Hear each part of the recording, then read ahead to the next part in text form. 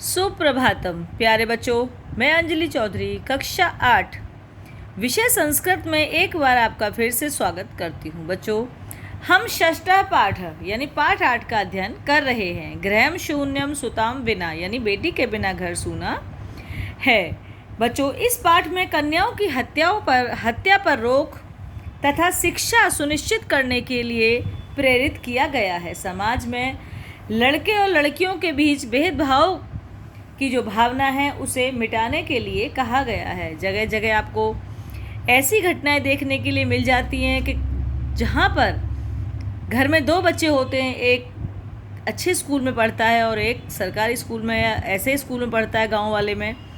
बेटी को गांव वाले स्कूल में पढ़ाया जाता है, बेटे को शहर में। इसलिए जो बेटी और बेटे के, लड़का और लड़की में जो अंतर किया जा रहा है, इसे दूर करने का प्रयास किया जा रहा है। हमारी सरकार के द्वारा भी अनेक घोषणाएं हुई हैं जिसमें बेटी बचाओ बेटी पढ़ाओ है। यह तभी आवश्यक है जब हम सभी मिलकर इसकी ओर ध्यान देंगे, तभी यह संभव है, क्योंकि किसी एक के करने से नहीं होगा। इतना बड़ा अंतर या भेदभाव नहीं मिटेगा। जैसा कि हमारे पाठ में बताया गया है कि पुराने ज़माने से लेकर आज तक लड़कियां आगे ही रही हैं। जैसे गार्गी जो नाम आपने सुना होगा, गार्गी शास्त्र चिंतन में और द्रौपदी पराक्रम और राजनीति शास्त्र में। रानी लक्ष्मीबाई का युद्ध तो आप सभी जानते हैं, शत्रुओं का नाश करने में। कल्पना चावला का अंतरिक्ष में और इंदिरा लोई का उद्योग में। हमें कन्याओं को प्रोत्साहित करने के लिए प्रयत्न करना चाहिए। चलिए बच्चों, शुरू करते हैं अब हम इसका अभ्यास कार्य। यह हमने कल आपको श्याम पट पर कराया था। दोहराते हुए शुरू करते हैं बच्चों। अधोलिखिता पदानाम संस्कृत रूपम यानी तत्सम रूप, लिखत यानी लिखिए। जो शब्द दिए गए हैं इनके लिए हमें तत्सम रूप लिखने हैं। कोख कुक्षौ, साथ, सह, गोद, क्रोड़े, भाई, भ्राता, कुआं, कूपः, दूध, दुग्धम। ये कोष्ठक में जो ये पद यानी शब्द दिए हुए हैं, हमें इनको तृतीय विभक्ति में परिवर्तन करके वाक्य को दोबारा से लिखना है। जो ये रिक्त स्थान दिया हुआ है इसे पूरा करना है। मात्रा सह पुत्री गच्छति, ये दिया हुआ है आपको कोष्ठक में। तो मात्रा की तृतीय विभक्ति क्या होगी? मात्रा, माता के साथ पुत्री जाती है। परिश्रम यानी परिश्रमेण विना विद्या न लभ्यन्ते, परिश्रम के बिना विद्या का लाभ नहीं मिलता है। छात्रः लेखन्या लिखति, छात्र पेंसिल से या कलम से लिखता है। सूरदासः नेत्रभ्याम अंधः आसीत्, सूरदास नेत्रों से अंधा था। बड़ों के लिए था थोड़ा अच्छा नहीं लगता है, सम्मानजनक, तो हम यहाँ पर थे बोलेंगे, लेकिन आसीत का मतलब था होता है। सह मित्रै साकं स्वयं यापयति, वह मित्र के साथ समय यापन यानी समय बिताता है। बच्चों, ये मिसप्रिंट थी यहाँ पर, इसलिए मैंने इसे ब्लैक पेन से लिख दिया है। चलिए अब शुरू करते हैं आज का कार्य। क स्तंभ विशेषण पदम दत्तम ख स्तंभ च विशेष पदम तयोमेलनम कुरुत, यानी क स्तंभ से और ख स्तंभ को यानी विशेषण से विशेष्य को मिलाना है। आप सभी जानते हैं विशेषण और विशेष्य क्या होता है। नंबर 1, स्वस्था यानी मनोदशा। हमारे कैसी स्वस्थता यानी स्वास्थ्य कैसी मनोदशा है, यहाँ से मिलान कर रहा है, इसका विशेष्य है। महत्वपूर्ण गोष्ठी, आप सभी जानते हैं गोष्ठी क्या होता है, बैठक को कहते हैं मीटिंग यानी। जघन्यम कृत्यम,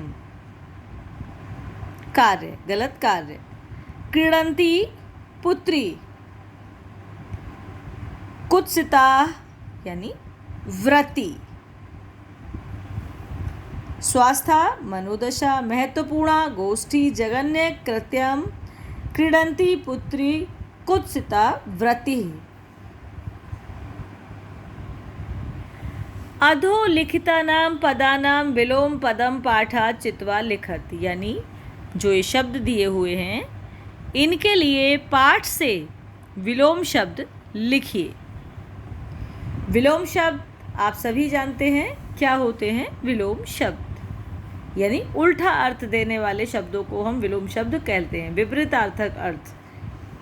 श्वः अद्य, प्रसन्ना अप्रसन्न, ये दो शब्द लिखे, दोनों ही हो सकते हैं। वरिष्ठा कनिष्ठा, प्रशंसितम ग्रहितम या तिरस्कृतम, प्रकाशः अंधकारः, सफलाः विफलाः या अफलाः, निरर्थकः सार्थकः।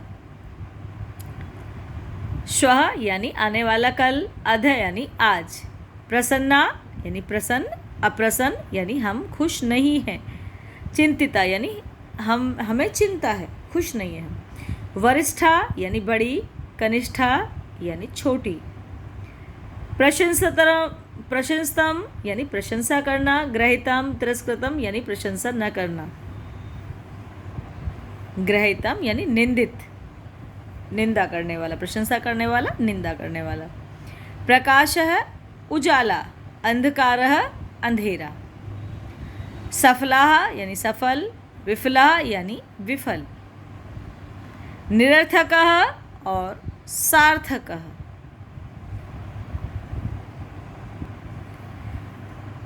अधो लिखते संधि विच्छेदे रिक्त स्थानानि पूरयत, यानी जो लिखे हुए आधे संधि विच्छेद हैं उनको पूरा करिए। अब आप देख रहे हैं कभी इस लाइन में यहाँ पर लिखा है, इधर खाली छोड़ा हुआ है, यहाँ पर इधर लिखा है तो यहाँ पर खाली, यानी ये जो आधे लिखे हुए हैं हमें इन्हें पूर्ण करना है।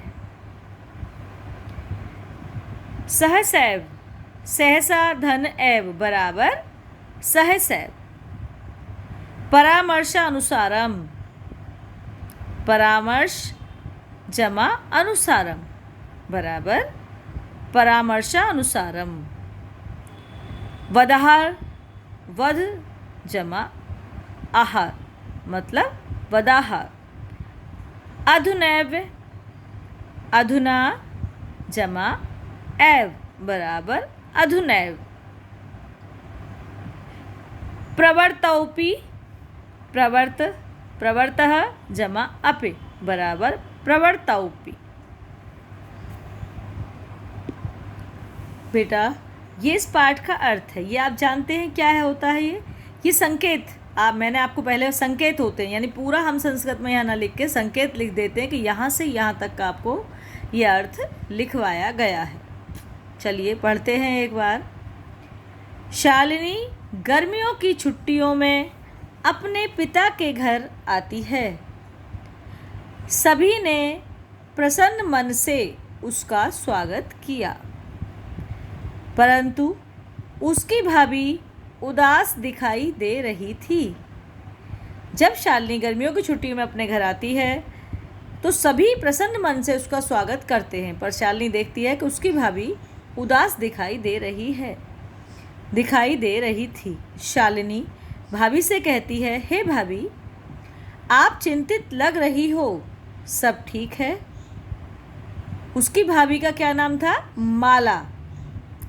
तो वो कहती है, हाँ मैं ठीक हूँ। हाँ शालिनी, मैं ठीक हूँ या कुशल हूँ। तुम्हारे लिए क्या लाऊं, चाय या ठंडा? अभी तो कुछ भी नहीं, रात को हम सभी साथ में भोजन करेंगे। ये बात कौन कहता है? शालिनी कहती है कि नहीं, मुझे अभी कुछ नहीं चाहिए, हम सब रात में साथ में भोजन करेंगे। बच्चों ये दूसरा संकेत है, यानी दूसरा पैराग्राफ। वो पहले पैराग्राफ का अर्थ था और ये दूसरे का अर्थ है। यानी हमने आपको 2 पैराग्राफ का अर्थ लिखवाया है। भोजन के समय भी, ये लिखा है ना, भोजन कालोपी, भोजन के समय भी माला की मनोदशा ठीक नहीं लग रही थी। यानी जब भोजन, शाम को सभी भोजन करने बैठे तो उस समय भी माला के मन की स्थिति, मनोदशा यानी मन की स्थिति ठीक नहीं थी, परंतु उसने मुख से कुछ नहीं कहा। लेकिन वह माला अपने मुंह से कुछ नहीं बोली। ये सारी बातें कौन नोटिस कर रहा था? शालिनी। राकेश कौन होता है? शालिनी का भाई होता है। राकेश कहता है, बहन शालिनी तुम ठीक समय पर आई हो, कि हे बहन शालिनी तुम ठीक समय पर आई हो। आज मेरे कार्यालय में एक महत्वपूर्ण गोष्ठी है। यानी आज मेरे कार्यालय में एक महत्वपूर्ण बैठक, गोष्ठी यानी बैठक है। अब मैं निश्चिंत हूँ। आज माला को डॉक्टर के यहाँ जाना है। तुम माला के साथ डॉक्टर के यहाँ चली जाना और डॉक्टर के परामर्श के अनुसार जो करने योग्य हो वही करना। बच्चों, यहाँ हमने ऐसे डॉक्टर लिखा और यहाँ हमने ऐसे लिखा। ये हम छोटा सूक्ष्म रूप करके लिखते हैं, जैसे पंडित लिखा जाता है, डॉक्टर लिखा जाता है, ये पूरा रूप है, ये इसका छोटा रूप है।